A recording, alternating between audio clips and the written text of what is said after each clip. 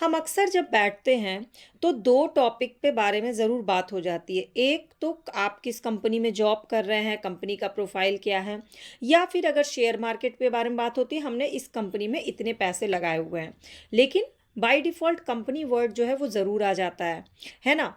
Hello students, welcome back to my class. और आज की क्लास है कंपनी लॉ के यूनिट 1 की क्लास। और बेसिकली ये जो क्लास है ये पूरे कंपनी लॉ का एक समरी है। जब तक आप इस टॉपिक को नहीं समझिएगा, कंपनी लॉ का कंसेप्ट आपका क्लियर नहीं होगा। तो सबसे पहले क्लास शुरू होने से पहले मैं आपको बता दूं कि मैं हिंदी में क्लास लेती हूँ, और दूसरा मैं क्वेश्चन लिखवा करके उसका आंसर फॉर्मेट करवाती हूँ, जिसमें फैक्ट्स होते हैं, जिसमें डेफिनेशंस होते हैं, जिसमें धाराएं होती हैं, जिसमें वाद होते हैं, और साथ ही साथ अपनी लैंग्वेज में उस टॉपिक का कंसेप्ट क्लियर करवाती हूँ। इसीलिए क्लास को बिना स्किप किए पूरी सुनने की कोशिश करिएगा, और उसके बाद आप अपना फॉर्मेट खुद तैयार कर पाइएगा। तो चलिए शुरू करते हैं क्लास। सबसे पहले आप क्वेश्चन सुन लीजिए, हिंदी और इंग्लिश दोनों में। Discuss the various theories of corporate personality और define legal person and discuss the various theories of corporate personality. निगमित व्यक्तित्व के विभिन्न सिद्धांतों की विवेचना करिए और विधिक व्यक्ति की परिभाषा दीजिए, तथा निगमित व्यक्ति के विभिन्न सिद्धांतों की विवेचना करें। अब क्वेश्चन पढ़ के लग रहा होगा कि बहुत ज़्यादा सोफिस्टिकेटेड क्वेश्चन है और इसको समझना बहुत मुश्किल है। चलिए मैं आपको पहले लीगल लैंग्वेज और फिर अपनी लैंग्वेज में इसको एक्सप्लेन करने की कोशिश करती हूँ। तो पहले हमें समझना पड़ेगा कि लीगल पर्सन क्या है। जब भी किसी को ये अधिकार मिलता है कि वो किसी पर भी केस दायर कर सकता है, अगर उसके साथ कुछ गलत होता है तो वाद दायर कर सकता है, या किसी को ये अधिकार ये मिलता है कि उसके ऊपर भी वाद दायर कर किया जा सकता है, तो ऑटोमेटिकली दोनों ही साइड से उसके ऊपर वो है, तो वो क्या हो जाता है, वो लीगल पर्सन हो जाता है। अब यहाँ पर हमें एक डेफिनेशन भी लिखनी होगी, तो इसमें प्रोफेसर ग्रोवर ने बहुत अच्छे से डिफाइन किया, बताया है कि लीगल पर्सन क्या होते हैं।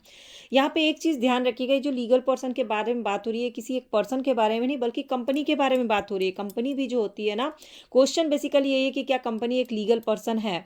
तो यहाँ पर प्रोफेसर ग्रोवर ने बताया है कि कंपनी जो है एक कृत्रिम व्यक्ति है, मतलब हमने उसको बनाया है अपने तरह से, कस्टमाइज करके बनाया है, और उसमें क्या है, वो एक स्वतंत्र है। उसके अलग अलग सदस्य हैं, सदस्यों ने मिलकर के एक कंपनी बनाया और कंपनी को कुछ अधिकार दिए गए हैं, जिसमें कंपनी अपने नाम से कोई भी सामान खरीद सकती है। जैसे आप शेयर मार्केट खरीदते हैं ना, शेयर मार्केट में कंपनी किसी से भी एग्रीमेंट कर सकती है, कंपनी अपने हिसाब से व्यवहार कर सकती है, और कंपनी को ये अधिकार है कि उसके खिलाफ कोई भी चीज़ें होती हैं तो न्यायालय पहुंच सकती है वाद दायर करने के लिए। साथ ही साथ कंपनी के खिलाफ भी वाद दायर किया जा सकता है। अब यहाँ पर क्वेश्चन ये बनता है कि निगमित व्यक्तित्व के सिद्धांत क्या, यानी थ्योरीज ऑफ कॉर्पोरेट पर्सनालिटी, बिना सिद्धांतों के, बिना ये सारी चीज़ें, कंसेप्ट जो है वो क्लियर नहीं होता है। तो इस चीज़ को लेकर के जितने भी हमारे लीगल पर्सनालिटी लीगल वो रहे हैं ना, उन लोगों ने अपने अपने हिसाब से अपनी अपनी चीज़ें रखी हुई हैं, लेकिन बेसिकली इसको हम लोग 5 भाग में बांटते हैं। एक तो होता है फिक्शन थ्योरी, जिसको हिंदी में कहते हैं परिकल्पना का सिद्धांत। दूसरा होता है यथार्थता सिद्धांत, यानी रियलिस्ट थ्योरी। तीसरा होता है ब्रैकेट थ्योरी, यानी कि कोष्टक सिद्धांत। चौथा है रियासत का सिद्धांत, यानी कंसेशन थ्योरी। एंड पांचवा है प्रयोजन सिद्धांत, जिसको बोलते हैं पर्पस थ्योरी। ये जो टर्मिनोलॉजी है ना, आप जैसे टर्मिनोलॉजी को समझिएगा, अपने आप आपका इसका कंसेप्ट क्लियर हो जाएगा।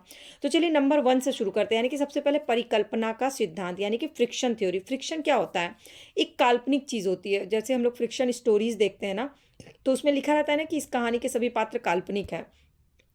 तो फ्रिक्शन बेसिकली कल्पना पर डिपेंडेंट होता है, लेकिन आपको ऐसे तो लिख नहीं सकते एग्जाम में लिखने के लिए आपको कुछ चीज़ें, विधि शास्त्री का नाम और कुछ डेफिनेशंस और कंसेप्ट क्लियर होना चाहिए। तो इसमें सबसे पहले आप फिक्शन थ्योरी में लिखिएगा कि इसमें कौन कौन से समर्थक हैं, इसके कौन कौन से विधि शास्त्री। तो 2 नाम याद कर लीजिए, हॉलैंड, सामंड या ग्रे। भी 3 नाम याद कर लीजिए, हॉलैंड, सामंड और ग्रे। ये 3 नाम जरूर लिखिएगा। ये 3 विधि शास्त्री थे जिन्होंने फ्रिक्शन थ्योरी को सपोर्ट किया है।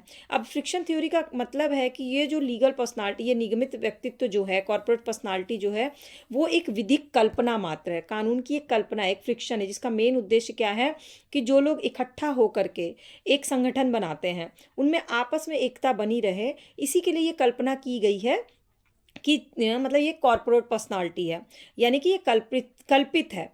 और इसमें एक डेफिनेशन है सैविग्नी की। सैविग्नी ने कहा है कि समस्त निगम का मुख्य लक्षण यह है कि अधिकार का विषय ना तो इनके सदस्यों में अलग अलग रहता है, ना ही सदस्यों के एक को एक साथ मिलता है, बल्कि पूरे कंपनी यानी पूरे निगम में ही निहित होता है। मतलब कि जो कंपनी है उसके सदस्यों की संख्या भले घटती बढ़ती रहेगी, पर कंपनी का जो अस्तित्व है ना वो ज्यों का त्यों बना रहेगा। अगर 10 में से 2 सदस्य छोड़ के भी चले जाएंगे तो भी कंपनी वैसे की वैसे बनी रहेगी, और तो भी कंपनी को वही सारे अधिकार मिले रहेंगे एक लीगल पर्सन के जैसे जैसे कि उसको मिले हुए थे। ठीक है, अब दूसरे सिद्धांत पे चलते हैं। दूसरा सिद्धांत है यथार्थता के सिद्धांत यानी रियलिस्ट थ्योरी। अब यथार्थ मतलब यानी कि कल्पना के जस्ट उल्टा रियलिस्टिक है ये। तो इसके प्रणेता कौन रहे? ये रहे ग्रीरियर्क। इन्होंने कहा कि जो कंपनी है उसका अस्तित्व अपने सदस्यों के ग्रुप यानी कि सामूहिक स्वरूप से बिल्कुल अलग होता है। जो निगमित व्यक्ति का व्यक्तित्व कल्पना के आधार पर नहीं होता, बल्कि इसका एक वास्तविक अस्तित्व होता है जिसे राज्य और विधि द्वारा मान्यता प्राप्त होती है। मतलब लोगों को लगता है कि सिर्फ लोग इकट्ठा होकर के एक कंपनी बना लेंगे, तो ऐसे बिल्कुल भी नहीं है, बल्कि कंपनी तब बनती है जब उसको राज्य मान्यता देता है और जब उसको कानून मान्यता देता है। यानी कि लोगों से ज़्यादा अहमियत किस चीज़ की हो गई यहाँ पे? राज्य और कानून की। यानी कि यथार्थता यही है, रियलिटी यही है कि अनेक व्यक्तियों के सामूहिक रूप से मिल करके से निगम की स्थापना होती है, लेकिन उसको एक लीगल पर्सनालिटी के रूप में कौन मान्यता देता है? राज्य देता है और हमारा कानून देता है, क्योंकि उसमें निदेशक होते हैं, उसमें कर्मचारी होते हैं, उसमें प्रतिनिधि होते हैं, सब अलग अलग तरह से अपना काम करते हैं। और बेसिकली उनकी वास्तविकता क्या है जो कि जो ये थिंकर है उन्होंने बताया। अब तीसरे में चलते हैं, ये है कोष्टक सिद्धांत। कोष्टक मतलब ब्रैकेट, आपने ब्रैकेट मैथ में भी यूज़ किया होगा। अब इसके प्रणेता कौन है? ये है इहरिंग। इनको लिख लीजिएगा, इहरिंग। ये मानते हैं कि केवल निगम के सदस्य ही वास्तविक व्यक्ति हैं और निगम के रूप में सृजित विधिक व्यक्तित्व का एक कोष्टक के समान है जो केवल सदस्यों को एकत्रित रूप को प्रदर्शित करता है और निगम के माध्यम से उसके सदस्यों के सामान्य हितों को कार्यान्वित करने में सुविधा होती है।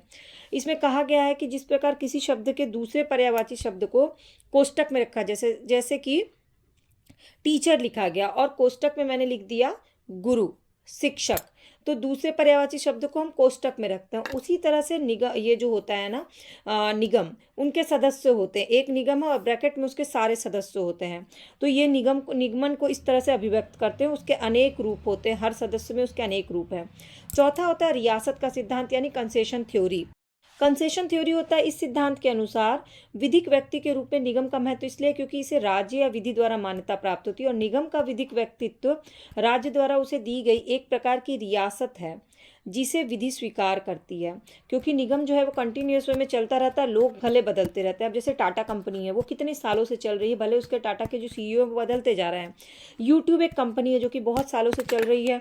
फेसबुक एक कंपनी है। तो ये क्या होता है? निगम एक कंपनी होती है और रियासत के तौर पर ये चलती रहती है, जिसको बोलते हैं कंसेशन थ्योरी। और इसमें इसके समर्थक कौन है? इसके समर्थकों ने कहा है कि जो हमारा करंट सिचुएशन है, हमारा राष्ट्र जो है निरंतर प्रगतिशील है, हम डायनेमिक है, मतलब स्टैटिक नहीं है। हमारा जो विकास है, हम जो प्रगति कर रहे हैं वो निरंतर बदलता जा रहा है। इसीलिए हमारा जो फंडामेंटल राइट्स जो हमारे नागरिकों को दिया गया है उसके तहत ये भी चीज़ आती है। और ये जो है ये क्या है? एक कंसेशन थ्योरी के तहत आता है। पांचवा है प्रयोजन सिद्धांत यानी पर्पस थ्योरी। अब निगमित व्यक्ति संबंधित प्रयोजन सिद्धांत के मुख्य प्रवर्तक जर्मनी के विख्यात विधिवेत्ता ब्रिन्ज हैं, BRINZ। इन्होंने कहा है कि प्रयोजन सिद्धांत का मतलब है कि निगमों को केवल कुछ प्रयोजन के लिए ही व्यक्ति मान लिया जाता है और ये सिद्धांत इस धारणा पर आधारित है कि अधिकार तथा कर्तव्य की विषय वस्तु केवल वास्तविक जीवित मनुष्य ही हो सकते हैं।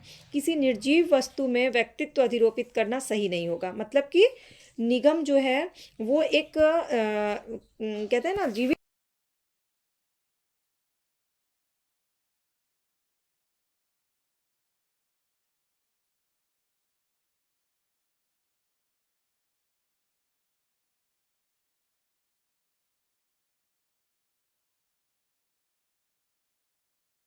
तो कंक्लूड करने से पहले एक सवाल ये उठता है कि जो कंपनी और उसके सदस्य हैं उन दोनों में अंतर क्या है, कैसे दोनों अलग हैं? तो जो कंपनी के अंशधारी हैं, जिन्होंने शेयर खरीदा है, जो उसके सदस्य हैं, वो कंपनी की लेनदारी और देनदारी के लिए उत्तरदायी नहीं है।